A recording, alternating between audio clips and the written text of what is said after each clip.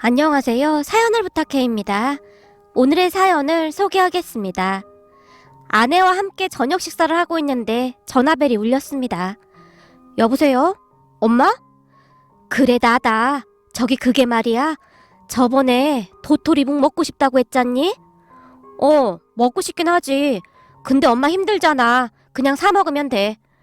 아무리 그래도 집에서 직접 만든 게 맛있지. 그래서 말인데 오늘 엄마가 도토리묵 택배로 붙였다. 내일이면 들어간다고 하니까 먹으라고. 근데 우리 며느리가 싫어하는 거 아닌지 모르겠다.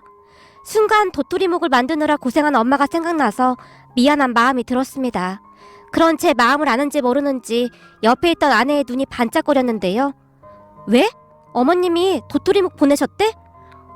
내일 도착한대. 아싸!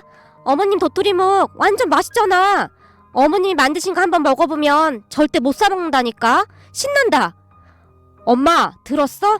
엄마 며느리 지금 엄청 좋아하네. 엄마가 만든 도토리묵이 세상에서 제일 맛있대. 아유, 말이라도 그렇게 해주니 고맙다, 고마워. 엄마의 목소리가 한없이 떨리고 있었어요. 도토리묵을 만들어 보내면서도 혹시나 며느리가 기분 나빠하지는 않을까 눈치만 보는 엄마의 모습에 마음이 아려왔습니다.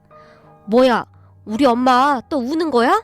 엄마 며느리도 도토리묵 진짜 좋아한다니까. 근데 뭐가 그렇게 미안해.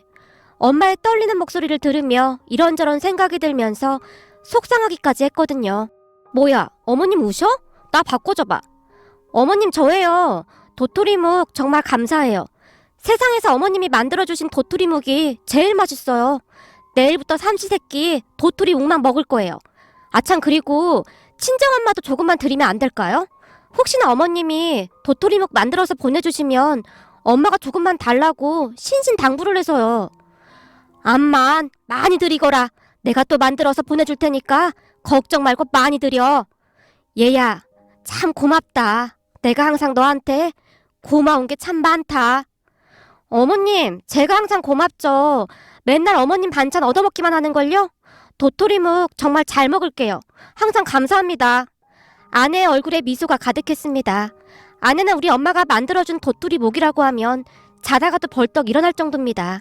아내뿐만 아니라 장모님과 처제도 도토리묵을 정말 좋아한답니다. 그런 처가 가족들을 보며 정말이지 인연이라는 게 있긴 있나 보다 하는 생각이 드는데요.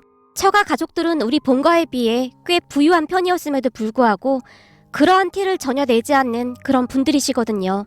하지만 우리 본가가 워낙 가난했기에 우리 엄마는 아내와 처가 가족들에게 항상 미안하다는 말을 입에 달고 사시곤 했습니다.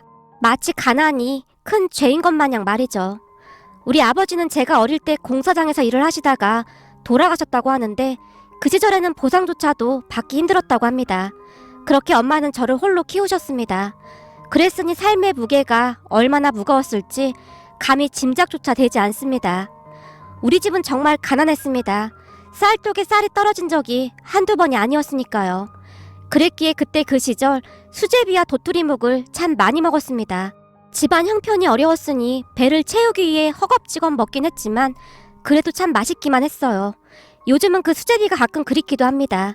내 입맛이 변한 건지 아니면 내 마음이 변한 것인지 수제비 맛집이라고 찾아가서 먹어봐도 그때 엄마가 해준 그 맛은 안 나더라고요.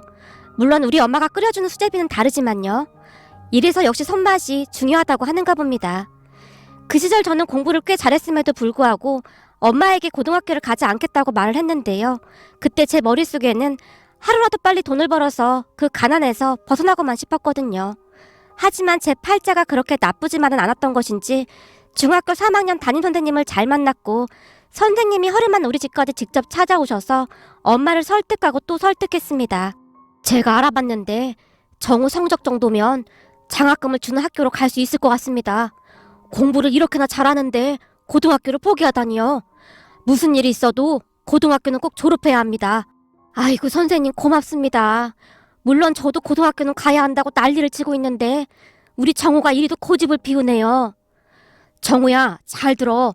지금 이 시간은 다시 돌아오지 않는 거야. 그러니까 우선 고등학교 가자. 선생님이 다 알아봐 줄게. 그렇게 선생님의 간곡한 말씀에 고등학교에 진학을 하게 되었습니다. 그런데 우리 집이 워낙 시골에 있다 보니 집에서 학교까지 등하교 시간만 왕복 3시간이 넘게 걸렸어요. 집에 돈이 없으니 하숙은 엄두도 못 냈고 그냥 기차를 타고 다닐 수밖에 없었습니다.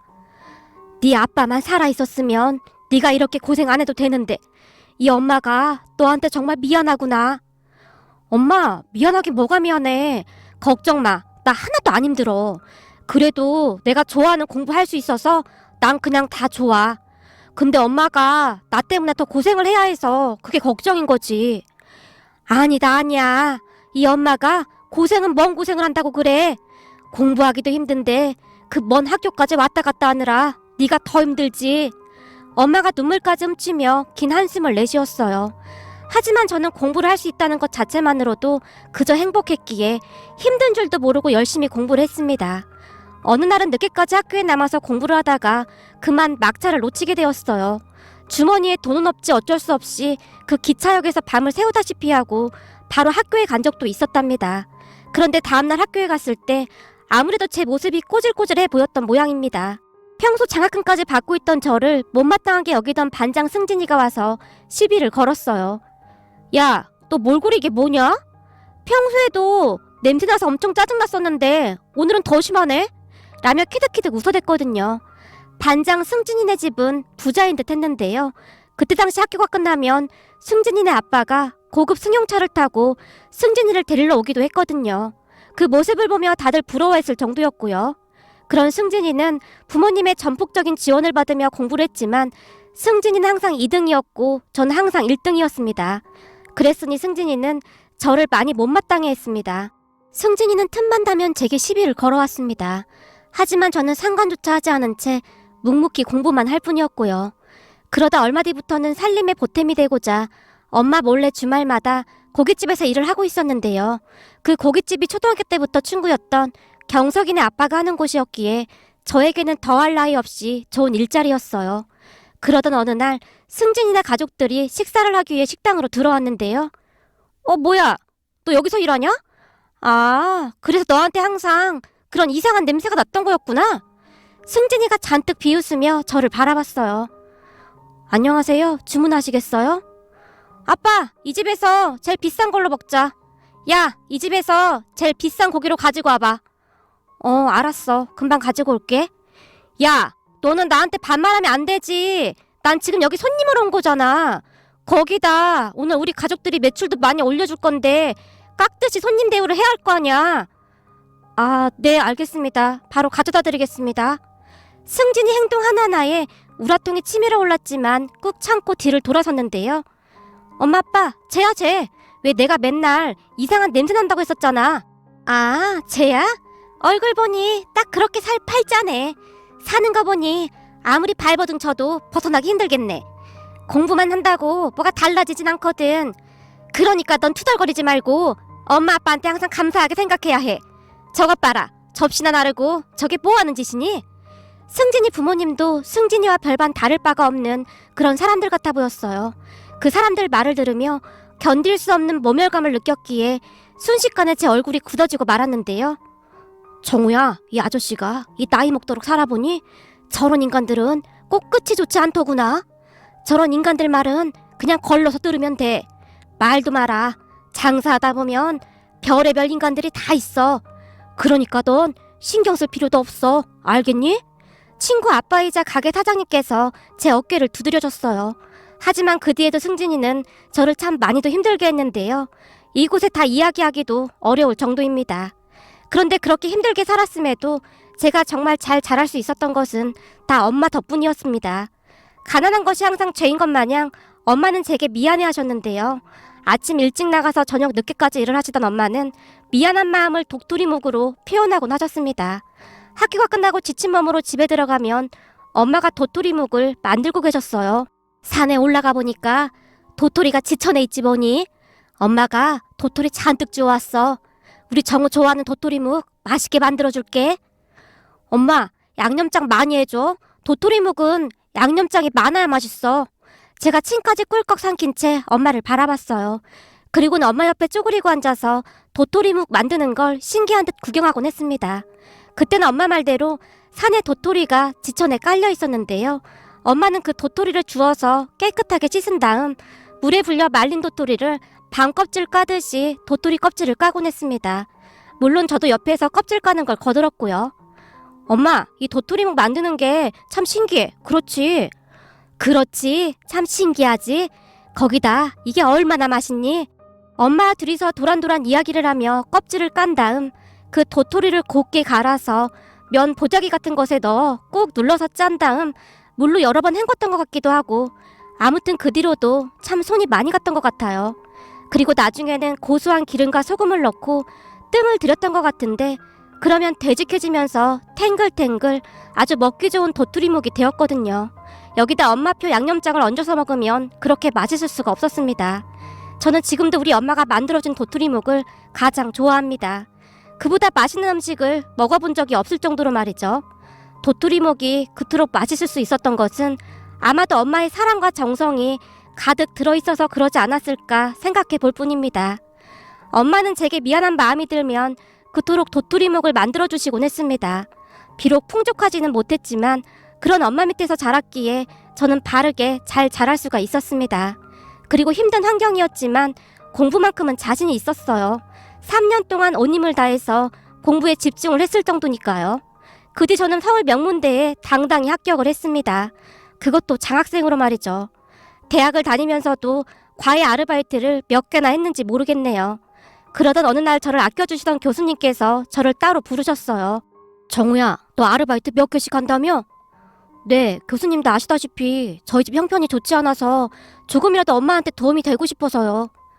너 착한 거야. 세상에 다 알긴 하지만 그렇게 무리하다 아프기라도 할까봐 걱정돼서 그렇지. 그래서 말인데 내가 괜찮은 과외 아르바이트 하나 소개시켜줄까 해서 불렀다. 아들이 지금 고등학생인데 과외를 알아보고 있더라고. 근데 정우 네가 딱 생각나지 뭐냐? 내가 워낙 아끼는 후배 아들인데다가 너도 내가 아끼는 제자이니 내가 볼 때는 딱인 것 같아서 말이다. 힘들게 몇 명 하는 것보다 거기 한 명 하는 게 훨씬 나을 거다. 성적이야 네가 가르치면 분명히 오를 거고 말이야. 교수님, 말씀은 감사한데 혹시나 제가 잘못하면 교수님께 누가 되지 않을까 걱정이 됩니다. 걱정 마라. 넌 분명히 잘할 수 있을 거야. 그럼 내가 전화해 놓을 테니까 넌 그렇게 알고 있어. 교수님께서 저보다 더 기쁜 표정으로 전화를 하고 계셨어요. 그렇게 저는 교수님이 알려준 곳으로 과외를 갔는데요. 집이 너무나 으리으리해서 한동안 넋이 나간 채 멍이 서 있어야 할 정도였습니다. 잠시 후 놀란 마음을 진정하고 배를 누르고 집 안으로 들어갔는데 그동안 살면서 그런 집은 처음 본 것 같았어요. 평소 드라마에서 보던 그런 대저택이었으니까요. 떨리는 마음으로 들어선 집 안에서는 기품 있어 보이는 여자분이 저를 맞아줬어요. 그 집안 사람들은 항상 예의 바르고 기품 있어 보였습니다. 초라한 행색의 대학생인 저를 절대로 무시하거나 그러지 않았거든요. 제게 과외받는 학생의 부모님은 항상 존댓말을 사용했고 아들의 성적이 오를 때마다 꽤 많은 보너스도 주셨어요. 제가 괜찮다고 몇 번이나 거절했지만 이렇게나 성적이 오른 게 처음이라서 그래요. 그러니 앞으로도 잘 부탁드려요. 학생의 어머니 얼굴에 미소가 가득했습니다. 그러던 어느 날은 학생의 어머니가 제게 조심스레 물었어요. 저기 이번 주에 우리 가족끼리 정원에서 간단하게 고기를 구워 먹을 생각인데 선생님 혹시 시간 괜찮으세요? 네? 저요? 갑작스런 물음에 제가 당황한 채 멍이 서 있었는데요. 네, 선생님이요. 선생님도 아시다시피 우리 아들 성적이 정말 많이 올랐잖아요. 남편이 너무 감사하다고 식사 대접하고 싶다고 해서요. 그리고 최 교수님이 엄청 아끼는 제자라고 꼭 그러고 싶다고 하는데 혹시 선생님 시간 괜찮을까요? 주말이라면 저도 괜찮을 것 같긴 한데 근데 제가 참석해도 되는 자리인지 좀 그래서요. 혹시나 가족분들이 불편해하진 않을까 걱정이 됩니다. 무슨 소리세요? 우리 가족들 모두 선생님 엄청 좋아하는걸요? 지금껏 과외 선생님 몇 번 봤었는데 선생님처럼 실력 있고 예의 바르고 좋으신 분은 처음이었어요. 그리고 이렇게 훈남 선생님이 참석해 주신다면 저희가 영광이죠. 그러니까 꼭 참석해 주세요. 아, 네, 알겠습니다. 초대해 주셔서 감사합니다. 제가 쑥스러운 듯 인사를 하고 집을 나섰는데요. 그날부터 계속 걱정이 되었어요. 그래도 정식으로 초대해 주셨는데 옷은 뭘 입고 가야 하나?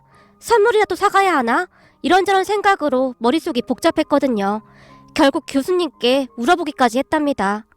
교수님, 저 주말에 저녁 식사 초대받았는데 선물이라도 하나 사서 가야 하지 않을까요? 근데 제가 뭘 사가야 할까요?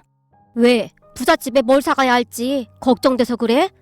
아무래도 그렇죠. 저 첫날 그 집 갔다가 기절하는 줄 알았어요. 집이 진짜 으리으리하던데요? 걱정하지 마. 그 집 그런 거 상관도 안 하는 집이니까 정 불편하면 딸기 케이크 하나 사가던지. 재수씨가 딸기 케이크 진짜 좋아하거든. 그리고 그날 나도 그 집에 초대받았다. 교수님이 활짝 웃으셨어요. 정말요? 다행이다. 그럼 교수님이랑 같이 가면 되겠네요. 이 녀석아, 난 안 불편하고 부잣집 사람들만 불편하냐? 교수님이야 제가 제일 좋아하고 존경하는 스승님이시잖아요. 교수님도 참석하신다는 소리에 안심이 되었기에 제가 아부까지 떨어댔어요. 그 뒤 교수님과 저는 그 저택에 가서 즐거운 시간을 보내고 왔습니다. 가족들이 다들 좋은 분들이셨기에 시간 가는 줄 모를 정도였어요.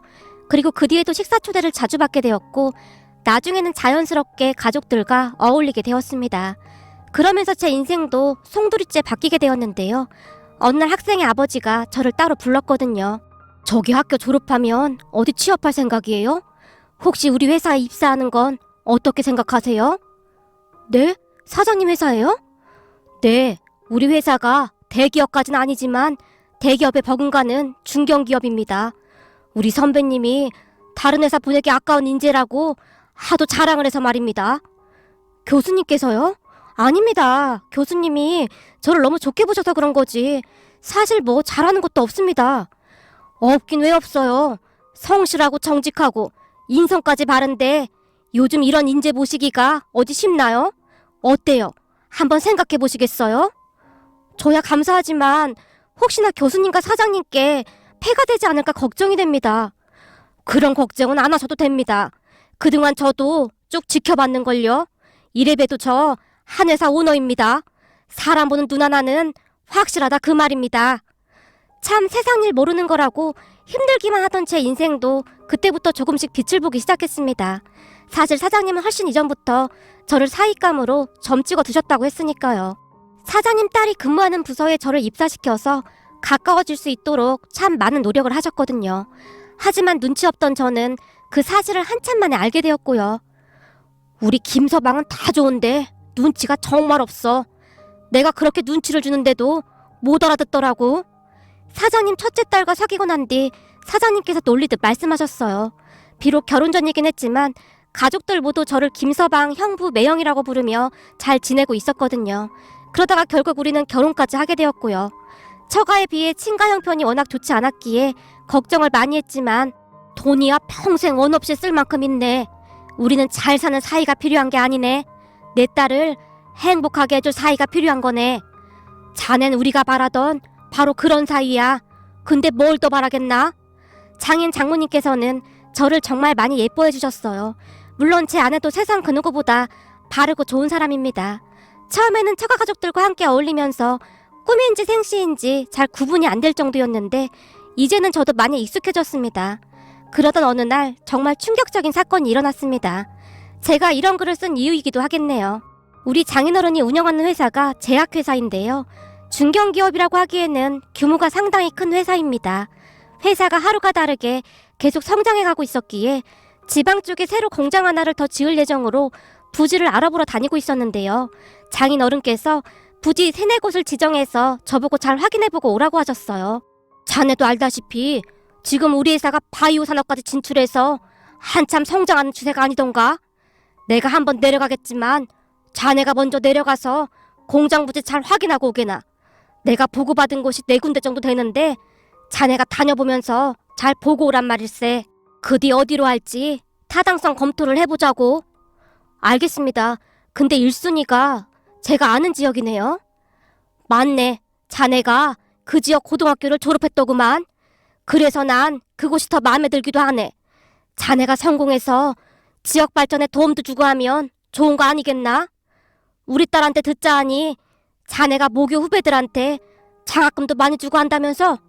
그래서 우선은 1순위를 그 지역으로 한 걸세.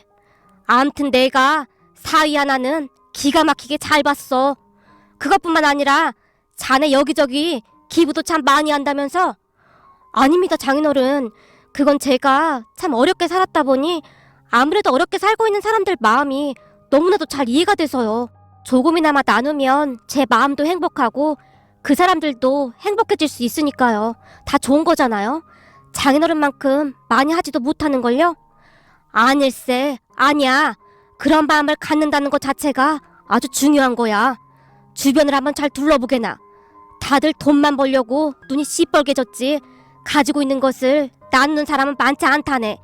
그런 마음을 가지고 실천에 옮긴 자네는 아주 대단한 걸세. 암튼 내려가서 부지 잘 확인해보고 가능하면 그곳으로 결정하자고. 네, 알겠습니다. 그리고 장인어른 정말 감사합니다. 감사하긴 자네가 내 사이가 되어줘서 나야말로 고맙네. 장인어른께서 아주 큰 소리로 웃으셨습니다. 저는 장인어른의 그 웃음소리가 그렇게 좋을 수가 없답니다. 아버지 없이 자란 제게 장인어른은 아버지와 진비 없는 분이시니까요. 그렇게 다음날 공장 부지를 확인하기 위해 그곳으로 내려갔는데요. 그날 저는 그곳에서 어마어마한 일을 겪었습니다. 내려가서 직원들이 안내한 공장 예정 부지를 확인하고 있었는데 멀끔하게 차려입은 어떤 남자가 제게 말을 걸었어요. 저기요, 지금 남의 땅에서 뭐 하고 있는 겁니까? 네? 저기 그게 뭐 좀 확인해 볼 게 있어서요. 저를 향해 다가오는 남자를 제가 한동안 바라보고 있었는데요. 그 순간 그 남자가 저를 보며 놀란 듯 외쳤습니다. 이야, 이게 누구야? 너 혹시 정우 아니냐? 맞네, 맞아. 김정우. 맞지? 누구시죠? 제가 남자를 뚫어지라 바라봤습니다. 이야, 나야 나, 최승진. 근데 너 때깔이 아주 좋아졌다. 예전에 냄새나던 김정우는 어디 간 거냐? 이야, 완전 딴 사람 같은데? 너 뭐 사기꾼이라도 된 거냐? 안 그럼 네가 이렇게 될 리가 없잖아? 니네 집 지질이도 가난했는데 이 멀끔한 양복은 다 뭐냐? 승진이가 저를 보자마자 신기한 듯 비아냥거리기 시작했습니다. 아, 최승진, 잘 지냈어? 나야 뭐 그냥 어쩌다 보니. 이야, 근데 너 이제는 그 이상한 냄새 안 난다? 예전에는 어마어마했는데. 그랬나? 그나저나 너도 잘 지내지? 근데 네가 여긴 웬일이야? 나야 물론 잘 지내지. 너도 알다시피 우리 집 부자였잖아? 역시 돈이 돈을 부른다고 이번에 우리 또 엄청난 거 한 건 하게 생겼거든. 이래서 부모를 잘 만나야 하는 거야. 우리 아빠가 대박 하나 터뜨렸거든. 근데 넌 여기 왜 있는 거냐? 한참을 떠들던 승진이가 제게 물었어요. 나? 아, 여기 일이 좀 있어서. 넌 어디 취업한 거냐? 너 명문대 들어갔다는 소리는 들었다. 근데 명문대 나와봤자 별거 있냐? 잘 돼봤자 대기업에서 따까리 하거나 공무원밖에 더 되겠냐? 난 부모 잘 만나서 이렇게 때깔나게 잘 살고 있는데 넌 어쩜 그렇게 복도 없냐? 승진이가 계속해서 떠들어대고 있었어요. 그런데 그 순간 저와 함께 내려왔던 수행비서가 멀리서 저를 보며 뛰어왔습니다. 본부장님, 이렇게 막 혼자 다니시면 안 된다니까요. 사장님 아시면 저 또 혼난단 말입니다. 아, 미안. 옛날 기억도 나고 해서 한번 둘러보고 있었던 건데 내가 또 실수를 했나 보네. 근데 그러지 말라니까 자꾸 존칭을 쓰고 그러냐? 우리끼리 있을 때는 그냥 편하게 말하라니까. 제가 본부장님을 얼마나 찾았는지 아십니까? 알았어, 미안해. 참, 그리고 경서가 너도 기억나지? 최승진. 여기서 승진이를 만났다. 제가 수행비서 겸 친구인 경석이를 바라봤습니다. 뭐야? 경석이 아니야? 김경석. 근데 니들이 여긴 웬일이냐? 그리고 경석이 넌 공부도 지질이 못해서 학교 졸업하고 니네 아빠가 하는 고깃집에서 일하는 거 아니었냐? 전에 정우가 니네 아빠 고깃집에서 아르바이트하고 그래서 고기 냄새 진짜 많이 났었는데 냄새나는 두 찌질이가 아직도 잘 어울려 다니는구나. 승진이가 경석이와 저를 보며 배까지 움켜잡고는 웃고 있었습니다. 넌 여전히 재수가 없구나. 너 같은 인간은 절대 잘 살면 안 되는데 세상은 참 불공평해. 안 그래? 부모님한테 그렇게 지원받고도 우리 정우한테 맨날 졌으면서 뭘 그렇게 큰 소리를 치냐? 그리고 네가 감히 우리 본부장님한테 그런 말을 해? 여기 우리 본부장님은 이제 네가 그렇게 함부로 하면 안 되는 그런 분이다 이 말이야. 뭐 본부장? 아, 명문대 가더니만 꼴에 어디 회사 들어가서 본부장 명함 판 거냐? 그리고 경석이 넌 거기서 뭐 하고 있는 건데? 난 우리 본부장님 수행비서지. 뭐? 수행비서? 아, 얘 꼬붕이구나. 이런 미친. 끼리끼리 아주 잘 논다. 승진이가 다시 한번 큰 소리로 웃었어요. 그런데 그 순간 우리 뒤쪽에서 누군가 정신없이 뛰어왔는데요. 아이고, 본부장님 맞으시죠? 제가 본부장님 내려오신다고 해서 아는 분 통해서 사진으로 얼굴은 익혀놨었는데 본부장님 실물이 훨씬 더 잘생기셨네요. 승진아, 인사드려라. 여긴 서울에서 내려오신 땡땡제약 본부장님이시다. 네? 땡땡제약이요? 그럼 설마 이번에 우리 땅을 사러 온다던 사람이 얘라고요? 아버지, 설마 아니죠? 그래, 이분이 그 회사 총괄 본부장님이시다. 알고 보니 본부장님이 너랑 같은 고등학교를 졸업했다고 하시더구나. 그래서 우리 지역에 공장을 세우신다고 이렇게 오셨다지 뭐니. 이렇게 훌륭한 분이 우리 지역 출신이시라니 내가 다 뿌듯하구나. 승진이 아버지가 신나서 말을 하고 있었어요. 아니, 네가 어떻게 그 회사 본부장이 된 거냐? 야, 이 녀석아, 너라니? 너 정신 똑바로 못 차려? 혹시 아는 사이니? 네, 이런 우연이 다 있네요. 아드님이랑 저랑 동창입니다. 여기 경석이까지 셋 다 동창이네요. 네? 그게 정말입니까? 세상에나 무슨 이런 우연이 다 있습니까? 일이 잘 되려니 이렇게 잘 되네요. 본부장님, 그럼 다른 부지는 볼 것도 없이 우리 땅으로 결정하시죠. 동창 좋다는 게 뭡니까? 서로 도우면서 살면 좋은 거 아니겠습니까? 글쎄요, 조금 전까지만 해도 이 땅 부지가 아주 좋을 것 같았는데 다시 보니 영 아닌 것 같습니다. 이유는 아드님께 물어보시면 될 것 같네요. 김비서, 우린 그만 가보자고. 다른 부지도 둘러봐야 하잖아. 네, 본부장님. 그럼 다음 부지로 출발하겠습니다. 아이고, 본부장님, 왜 이러시는 겁니까? 이 지역 출신이신데 지역 활성화에 도움을 주셔야죠. 제가 알기로는 땡땡 제약이 여기에 공장을 지을 거라고 거의 확정적이라는 정보를 들었는데 이거 파토 나면 진짜 큰일 납니다. 저희가 있는 돈 없는 돈 다 끌어모아서 그 정보 듣고 한참 전에 이 넓은 황부지 땅을 다 사놓고 기다리고 있었는데 갑자기 왜 이러시는 겁니까? 아니, 어디서 그런 이상한 정보를 들었는지 모르겠는데 땅을 샀던 말던 전 모르겠습니다. 경석아, 여기 부지는 진짜 아닌 것 같다. 그렇지? 네, 본부장님. 여기는 기운이 많이 안 좋은 것 같네요. 바로 다른 부지 보러 가시죠. 그렇게 우리는 그곳을 유유히 빠져나왔습니다. 그렇게 차에 타자마자 수행비서, 그러니까 경석이가 신나서 떠들어댔는데요. 우와, 완전 사이다 한 사발 마신 것 같네. 우리가 이럴 때도 다 있구나. 너 승진이 표정 봤냐? 무슨 귀신이라도 본 것 같은 그런 표정이었어. 우와, 왜 이렇게 통쾌하냐? 우리 온 김에 우리 아빠 가게 가서 고기나 먹고 가자. 아빠가 너 꼭 데리고 오래. 나 취직시켜준 거 우리 아빠가 진짜 고마워하셔. 고맙긴, 내가 아저씨한테 항상 감사하지.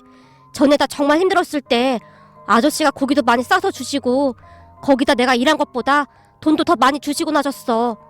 내가 이렇게 잘 된 건 내가 잘나서가 아니야. 그동안 도와주신 분들이 한둘이 아니다. 앞으로 다 갚으면서 살 생각이야. 야, 네가 나 취직시켜준 거 다 끝난 거야.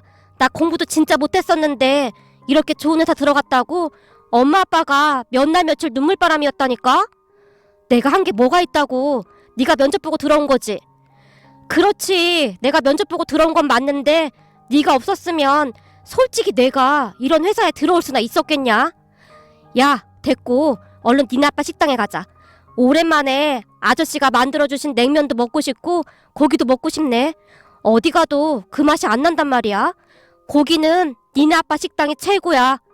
그 뒤 우리는 경석이 아버지가 운영하는 고깃집에 가서 배부르게 음식을 먹었습니다. 그리고 다시 서울로 올라와서는 장인어른께 찾아갔어요. 그래, 잘 다녀왔나? 네, 장인어른. 어떤가? 난 그 부지가 제일 마음에 들던데. 저기 장인어른, 주제 넘은 말 같지만 제가 처음이자 마지막으로 부탁을 좀 드려도 되겠습니까? 뭔데 그렇게 무게를 잡아? 괜찮으니까 말해보게나. 다른 게 아니라 그 땅 주인이 제가 아는 사람입니다. 그동안 장인어른께서 항상 제게 그러셨잖아요. 없는 사람 없인 여기고 그런 악한 사람들은 절대 잘 되면 안 된다고 말입니다. 적어도 착한 사람이 복을 받는 그런 세상이 되었으면 좋겠다고 그러셨잖아요. 그래서 값싸고 좋은 약 만드셔서 사회에 도움이 되겠다고 제약회사도 만드셨고요. 그렇게 제가 그동안 겪었던 일에 대해 빠짐없이 다 이야기를 했습니다. 뭐야? 뭐 그런 인간들이 다 있어? 내가 다른 건 몰라도 그런 건 절대 용납 못하지. 나도 그런 사람들 땅에 우리 공장을 짓고 싶지 않구만. 자, 그럼 지금부터는 자네가 하고 싶은 대로 한번 다 해보게나. 그동안 받은 설움 다 갚아. 내가 뒤에 떡하니 버티고 있을 테니 앞으로는 자네가 다 결정하게나. 감사합니다, 장인어른. 제가 장인어른께 허리 숙여 인사를 하고 그곳을 나왔습니다. 그리고 저는 승진이네 땅이 아닌 다른 곳을 공장 부지로 결정했습니다. 그 뒤 승진이네가 난리가 났는데요. 알고 봤더니 그동안 승진이네가 부동산 업을해서 꽤 잘 살았던 모양이었어요. 근데 어디서 들었는지 이번에 우리 회사에서 그곳에 공장 부지를 매입한다는 정보를 듣고 승진이 아버지가 전 재산을 들이다시피 해서 부랴부랴 그곳에 땅을 사놨다고 합니다. 사실 그 땅이 1순위이긴 했으니까요.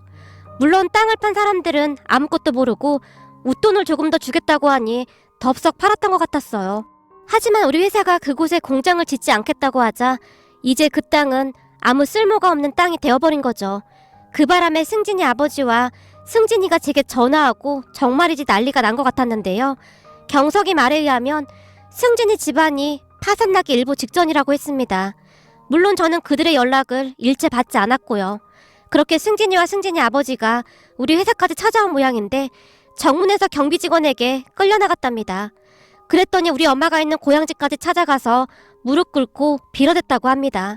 엄마가 놀란 채 제게 전화를 하셨기에 제가 간단하게 설명을 했습니다.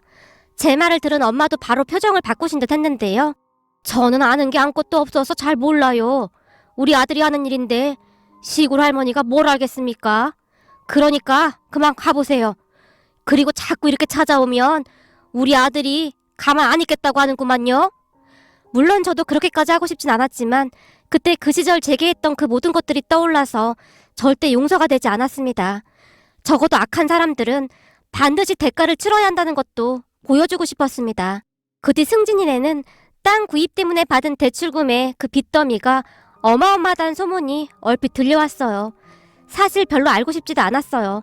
세상 살다 보니 이런 일도 다 있더라고요. 그렇게 제가 지나간 일을 가만히 회상하고 있었는데요. 그런 제 마음을 아는지 모르는지 아내는 엄마가 보내셨다는 도토리묵 생각만 가득해 보였어요. 그리고 다음날 도토리묵이 도착하자마자 아내가 처갓집으로 향했습니다. 도토리묵 왔다며? 세상에나, 그 귀한 걸 또 보내셨다니? 빨리 접시에 담아봐. 어제부터 계속 도토리묵이 눈앞에서 왔다 갔다 하지 뭐니? 얘는 아까부터 와서 기다리고 있었어. 장모님이 처제를 바라봤어요. 자, 100% 수제 도토리묵 납시오. 다들 알지? 이건 돈 있어도 아무나 못 먹는 거라는 거? 내가 이런 사람이란 말이야. 아내가 가족들을 보며 고개까지 치켜든 채 큰 소리를 쳤습니다. 그래 언니 잘났어. 언니가 결혼 잘해서 그렇다는 거 다 알고 있으니까 얼른 도토리묵이나 줘. 그래, 잔말 말고 도토리묵이나 얼른 가지고 와. 장모님과 처제 그리고 우리 아내까지 도토리묵을 한 입 가득 넣고는 좋아서 어쩔 줄을 몰라 했어요. 그 모습을 가만히 지켜보고 있으니 이게 바로 행복이 아닐까 싶습니다. 앞으로도 살면서 제게 도움 주신 모든 분들에게 감사한 마음으로 살아가겠습니다. 오늘의 사연은 여기까지였습니다. 즐겁게 보셨다면 구독, 좋아요 부탁드립니다. 고맙습니다.